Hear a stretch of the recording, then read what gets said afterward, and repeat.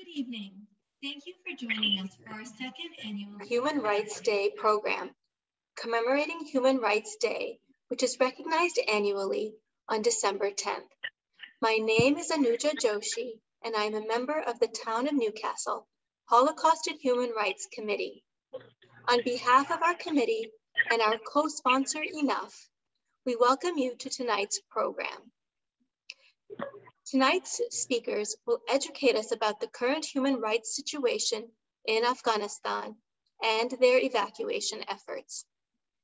The importance of increasing awareness about this human rights crisis sits very close to my heart because my parents and I were forced to flee our home in Africa and were resettled as refugees in Canada many years ago.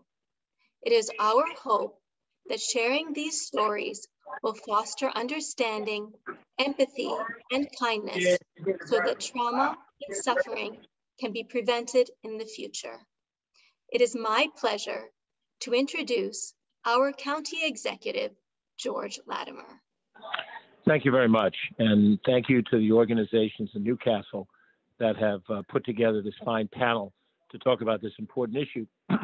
We've seen, much in the news about the crisis in Afghanistan now for 2 decades, and specifically over the last few months. But when I look at it, I think to myself that the people who managed to leave and those that are still there are really no different from a couple from Benevento, Italy, Donato Mainero and his bride, Josephine Scalzi, who in the 1880s decided that they had to leave the southern Italy for a better life. And similarly, there was a couple in Northern Ireland who left Northern Ireland, and their names were John and Mary Latimer. And so whether it was the Latimers or the Maineros that both came to America and in due time had children who had a grandson who is now speaking to you, we all come from some other place seeking a better life, seeking to escape oppression, seeking to have better economic opportunity. And that is our Afghan brothers and sisters today. They seek to have a better life, which is what we all hope for. The discussion today is important. Hopefully it will move all of us to do more in this area. I know I can, and all of us will. But we thank you for having this dialogue today, and we hope this dialogue will put American hearts in the right place so that we'll be good neighbors to our friends in Afghanistan and all across the world. Thank you, and thank you all for joining us tonight. The students of Enough and the Newcastle Holocaust and Human Rights Committee are honored to host this evening with Sonita Alizada and Elizabeth Rubin. Sonita's story is, of course, one of countless human rights stories of people who have fled violence and persecution in their home countries. It should inspire all of us to find ways to do more, to reach out and help in some way, large or small, especially from our position of relative privilege and safety. If you find yourself moved after tonight's program and you're looking for a way to get involved, we'll be sharing a QR code at the end of the presentation, which will give you links to several worthwhile organizations, mostly suggested by Elizabeth and Sonita themselves. I'd also like to highlight one of those links because it's a local group recently formed called Reset Westchester. Reset is a dedicated team of volunteers from several religious and civic organizations in the area. They're going to be resettling refugees in the Bedford, Mount Kisco, and Chappaqua area. They're expecting to be assigned a family from Afghanistan sometime later this month, and there'll be many opportunities for our community to get involved and offer support. Look for their link at the bottom of the document we'll share at the end of the program tonight. And now I'd like to introduce the co-presidents of Enough, Jack Rosenberg and Gabe Adams. Thank you for joining us tonight. My name is Jack Rosenberg. And my name is Gabe Adams. Human Rights Day is observed every year on December 10th. It commemorates the day in 1948 when the United Nations General Assembly adopted the Universal Declaration of Human Rights. Human Rights Day is a chance for us to remember and to teach that hate is not acceptable. The mission of our club Enough, which stands for Educate Now on Understanding Genocide and Hate, is to empower students to stand up to hate and to develop a community of acceptance and tolerance through the education and the understanding of people's differences. As students in the next generation of leaders, we understand that we have a responsibility to educate ourselves and others on the hate that exists across the world and right here at home. We hope through the stories shared tonight, we are empowering you, our community, to stand up for human rights for all people. We can learn from the words of President Barack Obama, who once said, "We may not be able to stop evil in the world, but how we treat one another is entirely up to us." Thank you, Gabe and Jack and Ms. Harrison and all of the student members of Enough for helping to arrange this powerful program for our community. Watching you take action gives us hope for the future. It is now my honor to introduce one of tonight's keynote speakers, Elizabeth Rubin.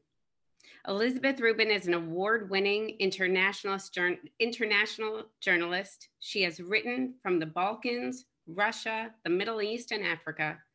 She first went to Afghanistan in 2001 under the Taliban regime and continued writing from Afghanistan for the New York Times Magazine and many other publications for the next 2 decades. From early on, she warned of the unintended consequences of the US military occupation and the resurgence of the Taliban. In August, along with her colleagues, she began helping friends and acquaintances to escape the Taliban. She started Last Exit Kabul, a fundraiser devoted to providing safe houses for Afghans in peril.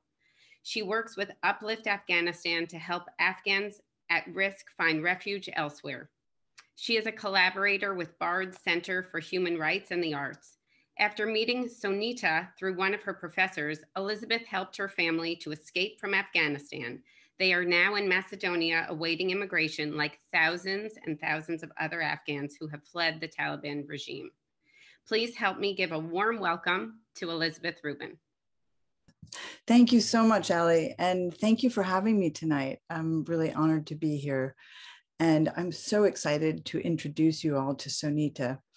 Sonita is there's a film about Sonita that I recommend all of you to watch called Sonita. But let me tell you a little bit about her. She's a young Afghan rapper who works to end child marriage with a poet's soul and an activist passion. She uses rap to stand up for women's and girls' rights in Afghanistan. And she's been doing this for over, actually since 2015. She was born in Afghanistan under the Taliban regime. And after a few years, her family fled to Iran. She was nearly sold into marriage twice, first at the age of 10 and then at 16, when her mother instructed her to return to Afghanistan with her to meet her future husband. With the help of Roxara Gaemagami, an Iranian filmmaker who was making a film about her called Sonita, she made a powerful rap video called Daughters for Sale. The music video was seen around the world and helped Sonita obtain a scholarship to come to the US in 2015. Today, Sonita lives in the United States doing a joint major at Bard College in Human Rights and Music. Besides school, she's still a passionate advocate to end child marriage and promote the rights of other women around the world. She has shared the stage with heads of state, Nobel laureates, and renowned change makers, and helped develop a curriculum on child marriage for over 1 million students. Her message about ending child marriage has reached global leaders, and through her music and advocacy, she wants to encourage policymakers to take urgent action to end child marriage. If girls are forced into early marriages, societies will remain in a cycle of poverty and illiteracy, she says. If you want to see a world with peace, better health, and education, prevent girls from early marriages and keep them in school. Beautiful words, Sonita. And with that, I would love you to tell us about your experience, please. I think you summarized everything, but not really. Okay. I was born, honestly, I don't know which year, like many other Afghans that were born during war in a very poor neighborhood. And because of the lack of education, my family could not read or write and record my date of birth. And I don't know which year I was born, but on my passport it's 1996. So I spent a few years in Afghanistan, in Herat. And during that time, growing up with the war in Afghanistan, I honestly could not dream of anything because I did not have any role model in our neighborhood. And every of our relatives that you could meet, they would be like all practicing what they were told to. Like girls, they would have to stay at home after 12 or after 10 years old and then learn how to be wives at a very young age. So I had no role model in my life. And until we were forced to leave Afghanistan to go to Iran. I was very young, probably 5 or 6. We went to Iran, and because of difficulties on the way, we had to walk with foot to Iran because of the Taliban stopped our car, and then they took whatever they needed. They almost took me and my sister as their road prize winning, and it didn't happen, fortunately.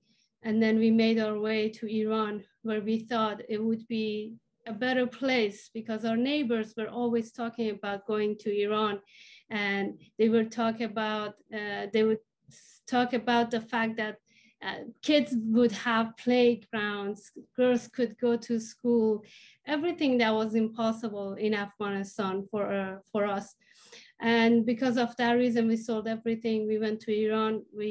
When we arrived in Mashhad, it was a different life, but it was the same because discrimination prevented us from expressing ourselves. And because of discrimination, we had to change our last names because I wanted to go to school and learn how to read and write, but they could tell that I was Afghan, my last name was Afghan, and I could not make friends, and the laws were all against me wherever I would go. The doors were closed, and on the door would say, Afghans are not allowed. Until I was lucky enough to meet a lady from Iran. She had a blackboard, very small one, that she would bring to the mosque every time that she would come to teach Afghan refugees, ABCD in Farsi. So she started to illegally teach all of us the basic of writing and reading. From there, I learned how to write my name and how to read a few things until my father, he got really sick. So we had to go back to Afghanistan where he passed away because of the journey that we had. He could not endure it. And then we had so many back and forth in Iran, Afghanistan, because every time we would go to Iran and then they would deport our brothers. So we had to go back. Finally, we got to Tehran, where there was more jobs for us.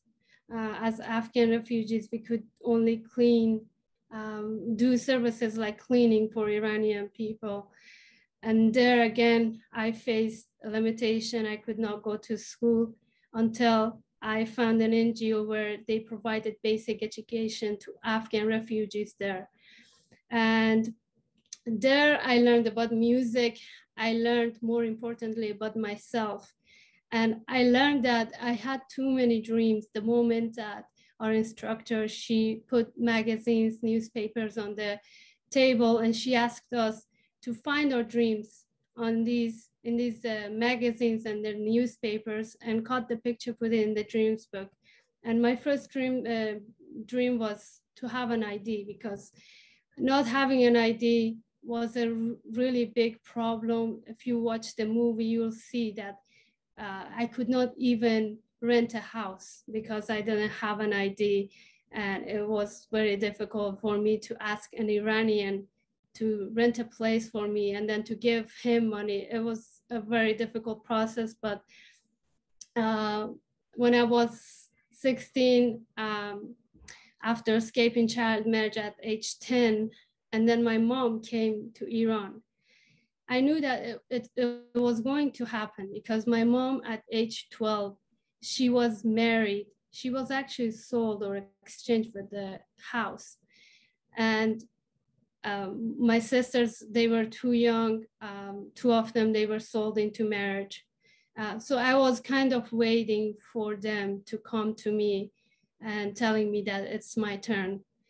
And when she came to Iran, I was a different person because of learning about myself and my dreams. And that was the big difference between me and my sisters. Also seeing my friends coming every day to class with bruises on their faces because of child marriage. It also encouraged me to stand up against my family and find a way to talk about all the injustice present around us.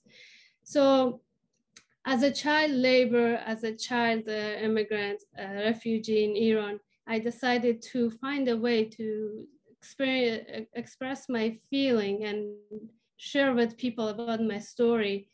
And then I decided to write poems. And when I got the first place writing poems, I was like, maybe this is what could actually get me somewhere, to talk about stories that are untold. And then I wrote a pop song, which was a few minutes, probably 15 to 20 minutes. It's, you know, no one is gonna listen to a long song like 20 minutes. So I thought maybe pop was not the best thing for me to do. And then I was at the gym where I was cleaning. Instead of getting paid, I would go clean the gym, and then they would offer me free karate lessons. There I heard Eminem rapping. Obviously I couldn't understand him, but after a few seconds, like hearing him rapping, he was so angry and I was angry too. So he gave me the idea to use rap as a tool to express myself. And after that, I wrote the song Daughters for Sale, which was after my mom leaving to Afghanistan. The director gave my mom some money to go to Afghanistan to buy some time, 6 months. And right away, I wrote the song Daughters for Sale, which went viral, and I wasn't expecting I thought only like 8,000 people could see it. But the next day I realized that it was played on TV in Afghanistan, and my mom, I was very scared, so I turned off my phone. I wasn't sure what's gonna happen. Then when I received the phone call from my mom, she was like, I saw you on TV, it was okay. She wasn't too excited, but that meant a lot to me, to see her approving of something that was against our religion, our culture, and against my brothers. Anyways, through that music video, I got full scholarship to come to the US and be in a real classroom for the first time. I ended up in Utah at Wasatch Academy. I got full scholarship and I was there for 4 years. I couldn't really speak English. I could only say hi, bye, I'm a rapper, and that was it. Getting to Utah, I thought that child marriage was something that was happening in Afghanistan and Iran, until I went to Walmart and seeing a man with 2 wives and a few kids behind them, and they were all very young. I learned that child marriage was not only happening in Iran and Afghanistan, but around the world. And I learned that 15 million girls were sold every year. So then I started sharing my story with world leaders, change makers, to give child marriage a face and tell them that it's real. Yes, it's happening miles away from you, but it's actually affecting real people. And that's gonna affect us directly or indirectly in the future. I'm talking too much, but I'm gonna summarize the rest of it. So finally I got to graduate, and right now I'm at Bard College in New York, doing a joint major in human rights and music. Beside that, I'm still doing my advocacy work to help end child marriage, also advocating for women, especially women of Afghanistan right now that are, all their accomplishments suddenly is undone. So thank you for having me, and yeah, ready for any questions. Wow, Sonita. I'm sure everyone could listen to you talk about your story for the rest of the evening. And hopefully we will have some more time for questions. I should say that it's girls like Sonita that kept me going back and back to Afghanistan and writing about it. And despite the very difficult and unjust cultural practices, there are also many wonderful people in Afghanistan, and it's a beautiful country. And the tragedy of all of the interventions and the wars that keep on going is partly what's caused child marriages. I mean, it's a poor country.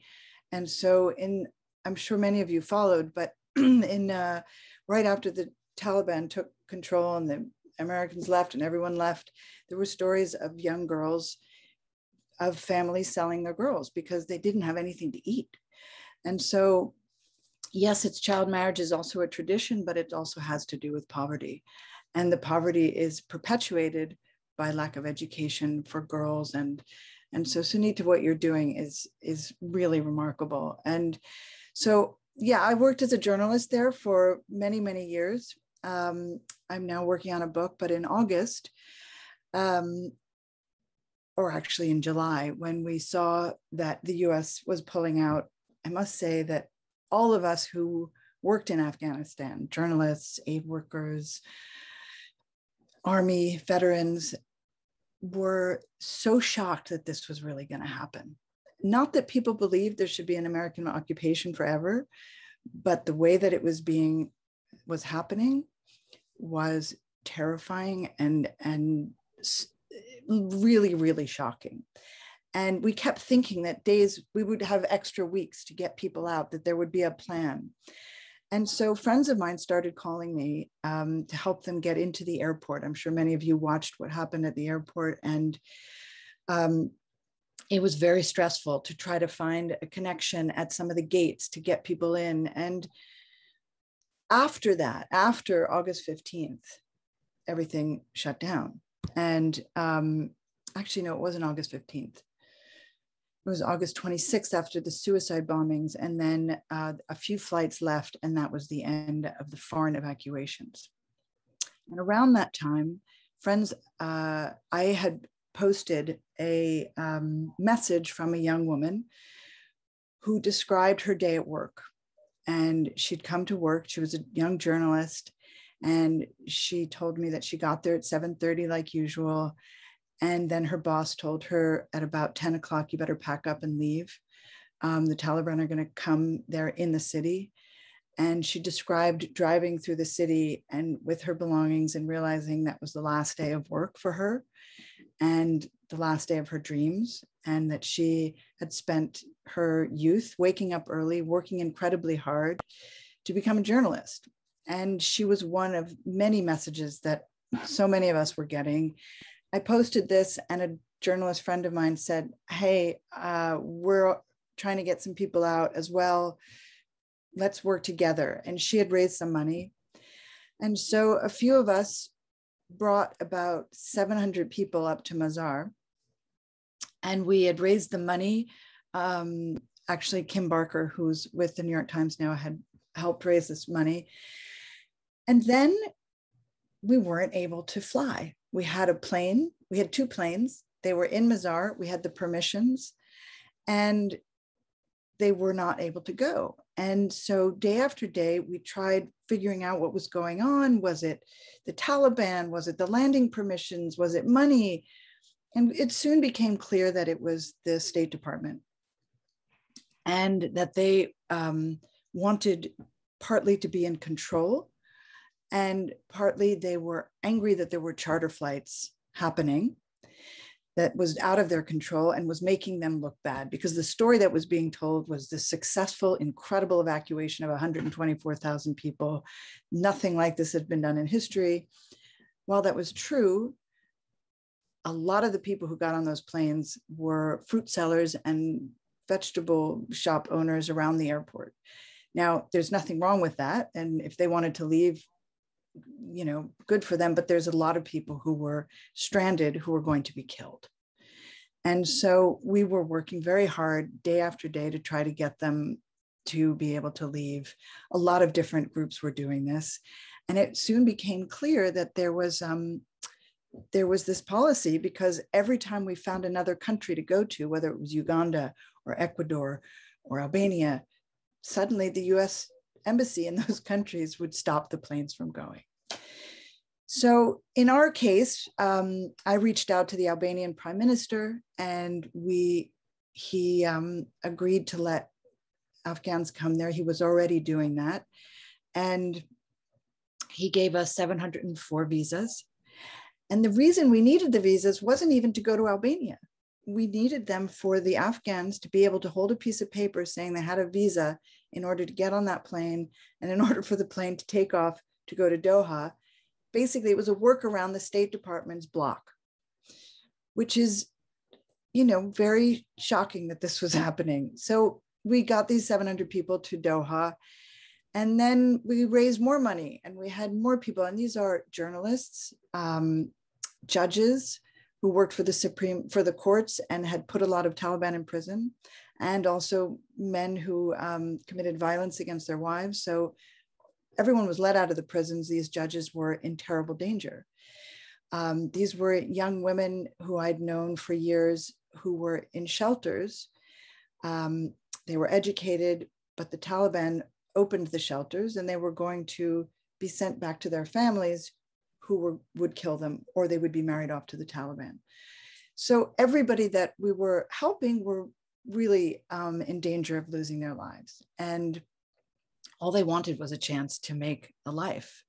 And so again, the Albanians let us bring another 360 people there. And then we raised the money for 2 more planes. They were supposed to go to Abu Dhabi. And here we are today. And those 2 planes filled with people who are waiting have still not been able to take off. And at this point, the State Department is not allowing any Afghans to leave unless they have a special immigrant visa. Those are mostly translators and people who work for the US military.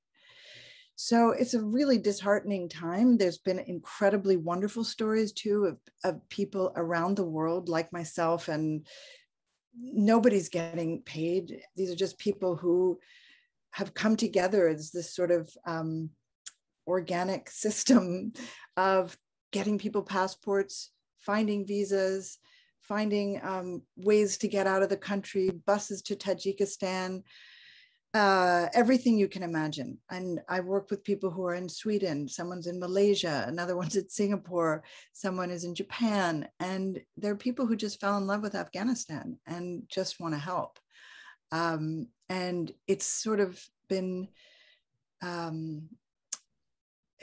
it's been a real education to see that it's people like that who are trying to evacuate and help the Afghans, and not the governments that could actually do it, and that are largely responsible for what's gone on. So, but we're not stopping, and we're going to keep going, and we're going to keep trying. And I hope all of you will start to learn more about Afghanistan. I really highly recommend you watch Sonita. It's a beautiful film, and there are many others as well. But I think at this point, I will open up this panel to questions from the audience. I wanted to say something before that. Elizabeth, I want to thank you, first of all, for helping my family.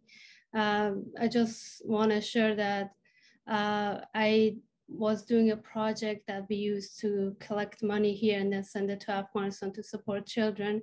And because of that project going on for so long, the Taliban, they actually were looking for my family. So when they were in Herat, I contacted Elizabeth, because after talking to NGOs, organizations, to International, Amnesty International, to Human Rights Watch, talking to all of them, asking for help, and nothing really happened until my professor introduced me to Elizabeth. Fortunately, it was a great success to meet you and also ask you for support, because when I contacted you, that you offered my family a place in Mazar, and then they went there. After that, but the Taliban went actually to our houses. And then they were looking for my family. So it wasn't because of Elizabeth. I don't really know how long they could stay in Afghanistan or what else could happen to them. And I just think that today the US doesn't realize that the people who are supported, it's great that they supported like 40,000 of them that have arrived here, but the rest of them that are left in Afghanistan are very at risk. And I had a meeting with the White House representatives yesterday, and they were talking about Afghanistan and Afghan people. It's heartbreaking that when they talk about Afghan people coming to the US, they see them as people who can serve them or who can like build in buildings, who can be like cleaners for them, instead of seeing that they had a life there in Afghanistan, and because of other people's mistake, they lost it. And especially women, girls in Afghanistan right now, they're putting their life at risk again just to be able to go to school, even if it's for a day. And some of those girls, as Elizabeth, you mentioned, they're journalists, they're judges, and they can't really be there until the Taliban are gone. So they really need to be evacuated. Otherwise, they have to put themselves in a cage or be locked in a room, because otherwise, if they're gonna go out, they're too familiar for the Taliban. They cannot hide themselves or hide their name. So they really need urgent care, urgent support from us, from people that really care, not only for themselves, but for other people as well. And yeah, now we can answer questions.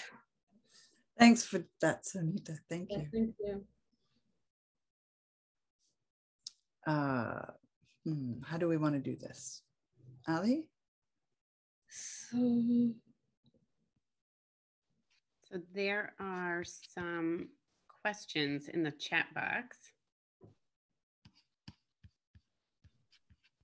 Elizabeth, can you see the chat? Yes, I see it now. Okay.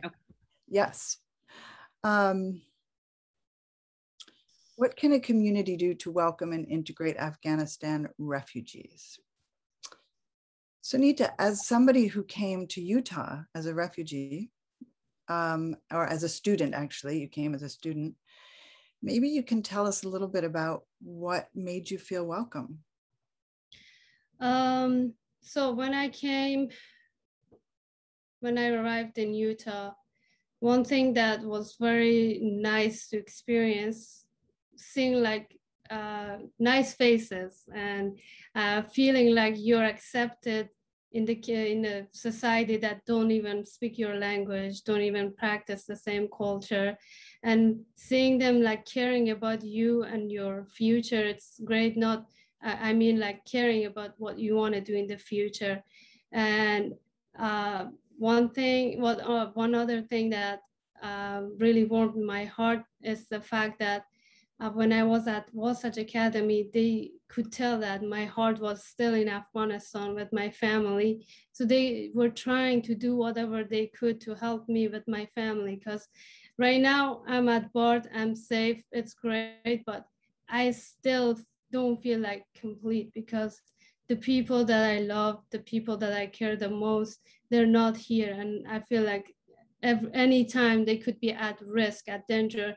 So if they can also raise awareness about what's happening, not only in my life, but also to my people in Afghanistan, this is very, very important, because when you ask people to help you with an issue, to solve it, if they don't know what the issue is, they can't really help you. So raising awareness is the key. Educating people about this situation is the key, and let them feel that this is personal.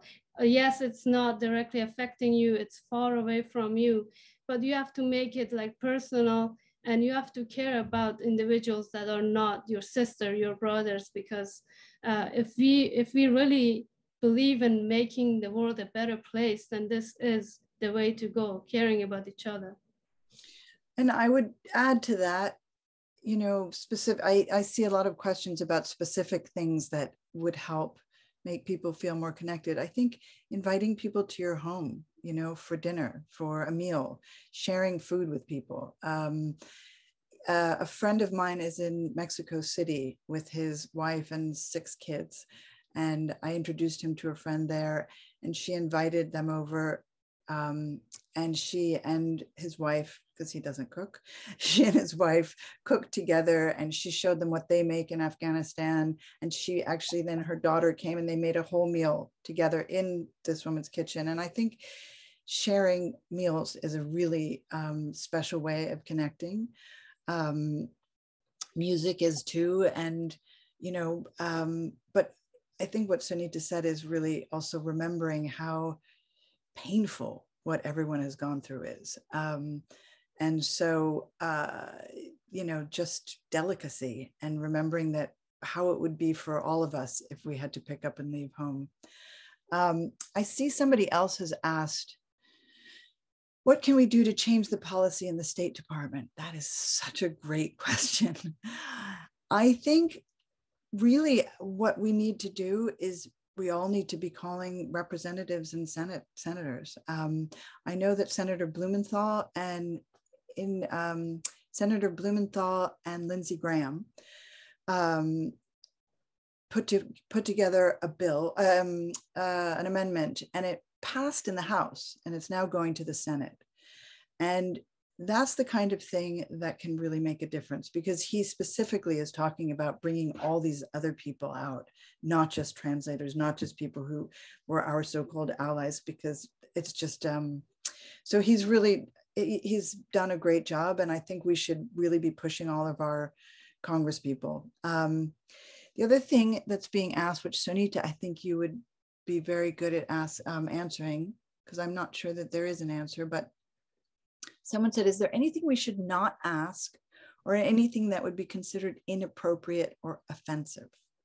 Mm-hmm. Also, I wanted to add to the previous question and answer.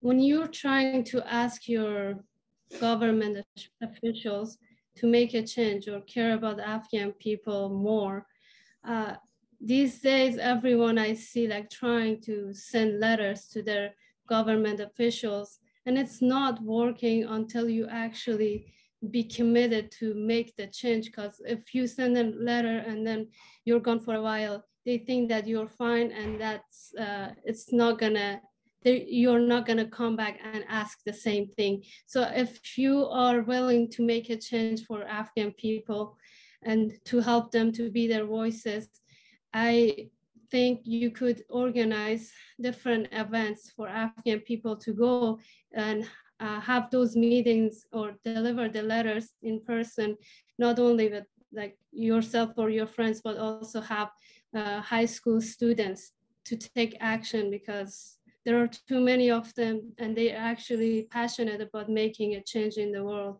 especially those little girls that are trapped in Afghanistan. When you share their stories, they want to help. And the other question. Wait, I want to add something to that, Sonita, because I followed a group that did this kind of thing and had clubs at all of the high schools across the United States. And I think that Sonita is absolutely right, that high school and college kids can really make a powerful difference in Washington. And those sorts of clubs that then bring letters, phone calls, nonstop pushing in Washington has a huge effect. And then also parents and older people who are also involved join forces. And it really does have to be relentless. Mm-hmm. People in government, they will respond to calls, nonstop calls. It makes a difference. I've talked to people on different Senate staffs, and those phone calls make a difference. So I think young people making those phone calls are, is as powerful as somebody who owns a business. So you're absolutely right, Sonita. You have to be relentless, and I think specifically asking to help those Afghans who don't have visas because they never wanted to leave Afghanistan. They had lives there. they were completely involved in their country. I remember a friend of mine, she's a dentist, and she said, you know, my husband and I, we have 2 kids. We just got a car. We were thinking of buying a house. I don't have a visa. I don't even have a passport. Mm-hmm. And so those people never applied for these visas, and that's why they don't have them. And for that, catch-22 is just horrible. And I think it's those people very specifically to ask, you know, to open up our homes to them. And I think the other thing to do is to work with your community. And, you know, the community could come together and say, we want to sponsor 30 Afghans. We want to sponsor 4 Afghan girls in Kabul to come to our high school. There's very specific things you can do. And even if it's just 1 or 2 or 3 people, look at Sonita, you know, that's how it starts. And I think that's another thing that you can do to help. For sure. Also, there are different fundraisings that you could contribute, ask other friends to donate, so that people that are stuck in Afghanistan can have a chance to leave. And Sonita, they would like to hear a rap. Ow. Don't have خدا به نام خالق کریم قلم و کاغذ و مایک آماده بزن بریم این بار پیش میریم نگو قلم از ما دورتره رفیق دیدگاه ما از قدیم خیلی قوی تره نخستگی من نداره میریم تو روح از بچگی قوی میریم شروع. This is a rap song that I wrote about like conservative men that they usually ask women to stay at home and cook and clean, and but the girls want to be bad girls and do whatever they want to. So, and what was the other questions? I can't remember. Oh, someone asked, is there anything we should not ask or anything that would be considered inappropriate or offensive to refugees? I think culturally. I think one thing that I wouldn't ask them right away is about their current situation and what happened to them, obviously, because it's so fresh and it could be painful to go through it right away. And some of the cultures also, like child marriage, it's a cultural thing, you practice it, and some people, they do it because they're poor and they need money. Also, the lack of education, as you said, forces them to practice what their neighbors does. So these kind of things, I guess, could wait for later to be asked. And yeah, nothing else. What else is there? Sonita, how do your peers back home feel about the US with all the good done, but also the terrible mistakes we've made? And how does your story impact your peers?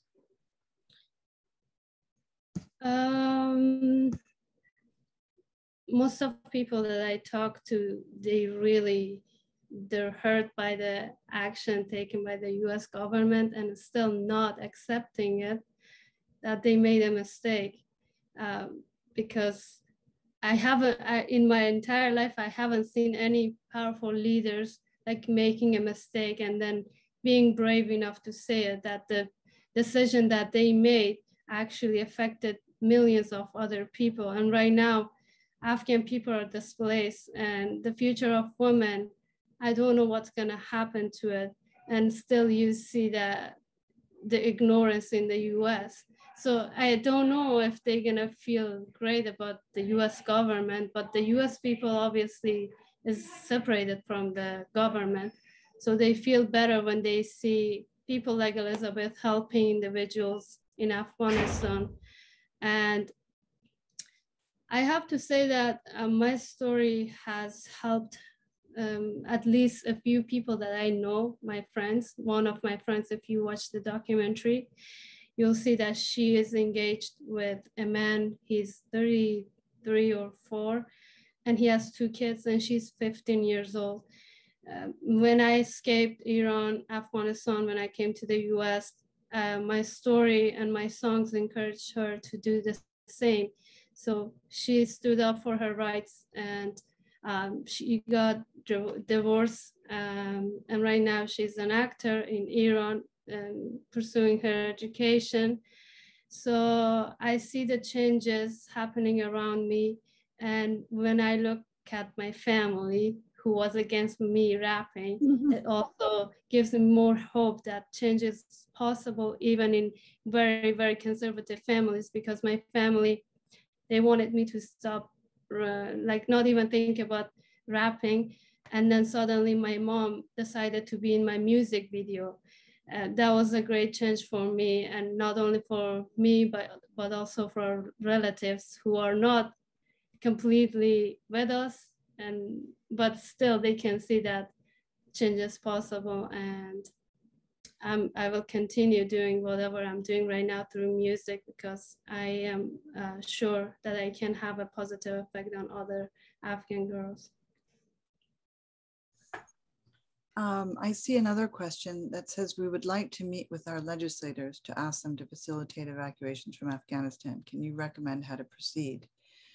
Well, I would start with your representative and call them and say, you know, you want a meeting or on Zoom or whatever, and how can they help and what can they do in Congress and what's being done?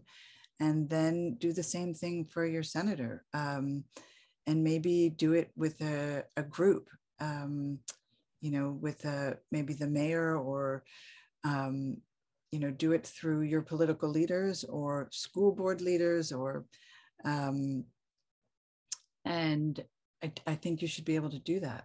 And it's great that you want to. I just want to add to what Sonita said about how the US is perceived.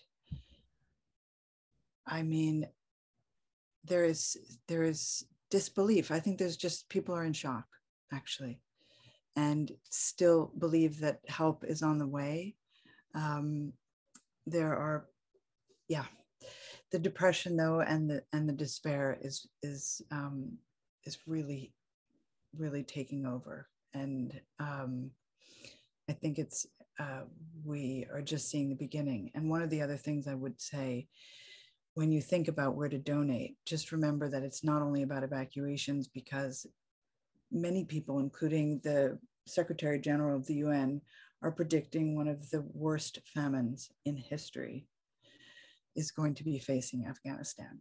And that is already beginning. There are malnutrition children that are coming to Kabul from the provinces. And so there are organizations that are helping to distribute food and, in fact, Uplift Afghanistan, which is helping with evacuations. They're also doing food distributions because it's very serious and the winter is coming.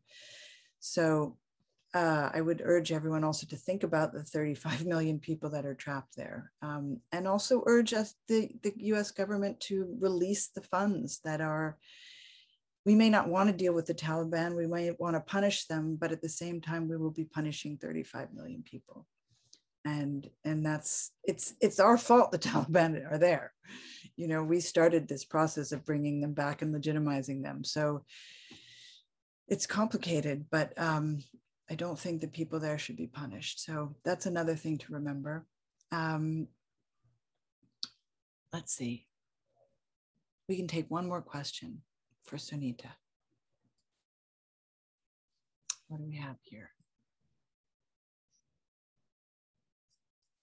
I just wanted to say that. Yes, go ahead, Sonita. Okay, what we did at BARD, we actually went to classes. We talked to the teachers about the situation in Afghanistan, and we asked the teachers if they could collect all their students in one place and talk to them about what they can do. So the next day we had an event signing letters to the government officials, and then there were thousands of them. So when you have a big group of people and too many letters asking the same thing, it actually has to come up with a good answer. So we sent it there, and after a while, we got a few calls, although they didn't do anything yet, but they know that we're watching them and we're expecting them to do something for Afghan people. So if you can, it's great to have a bigger group of students, college students, high school students, because they also have access to social media, which is another way of doing your activism. Today, social media allows you to be an activist no matter who you are, what a skill you have. The moment you post something and tag your representative, that means you're asking someone something, and then this might get even bigger and more people might join you. So don't forget to use social media and to invite more people in a group that you have to help Afghan people. Very well spoken. I think that that's it. I think we've wrapped it up, unless Ali, you have something you want to add, or Stacy or Gabe or Elizabeth and Sonita. Thank you so much for sharing your personal stories with us this evening. You've not only educated our community, but you've inspired all of us to take action. And we thank you so much. Now, please join me in welcoming Newcastle, the town of Newcastle's supervisor, Lisa Katz. Wow, that was really quite moving, and I'm touched. I can't even express. But I do want to thank the Town of Newcastle Holocaust and Human Rights Committee and the Horace Greeley High School Enough Club for organizing this program tonight in recognition of International Human Rights Day. And a special thank you to Elizabeth and Sonita. Your stories are extraordinarily powerful, concrete examples of the importance of human rights and freedoms, and why we must continue to fight to stand up to hate and acknowledge the importance of human rights in Afghanistan, in our community, and around the world. The Newcastle Town Board believes that the prosperity of our community requires a commitment to human dignity and endeavors to provide quality services and safe public spaces where individual rights are respected. And we join the international community to honor International Human Rights Day on December 10th in defense of the idea that certain individual rights should be beyond the reach of government and are thereby the highest law of the land. These human rights are the same in Afghanistan and for people everywhere, women and men, young and old, rich and poor, regardless of our background, where we live, what we think, or what we believe. The principles enshrined in the Universal Declaration of Human Rights are of paramount importance to an individual's quality of life, and the town board has called for a community-wide commitment to the belief that all human beings are born free and equal in dignity and in rights. And that's why last night the town board adopted a proclamation declaring the 10th day of December 2021 as International Human Rights Day in the town of Newcastle.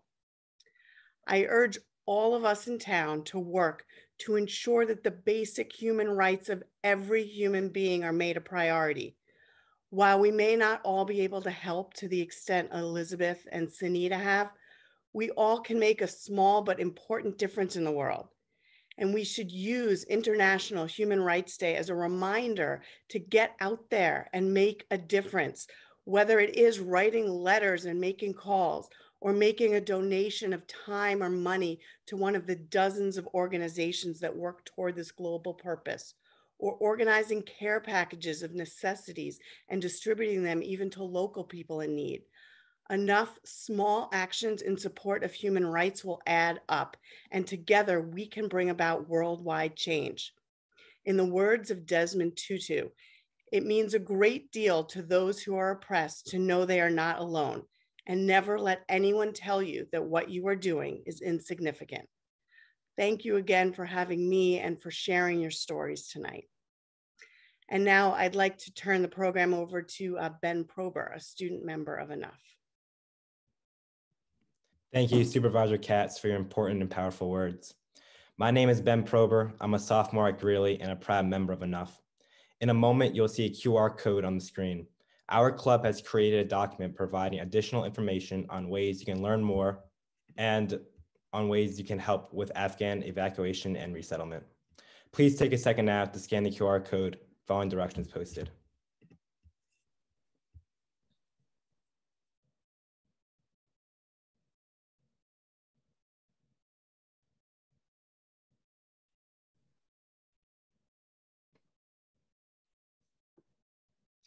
On behalf of the students of Enough and the town of Newcastle Holocaust and Human Rights Committee, we thank you very much for joining us this evening. Have a good night.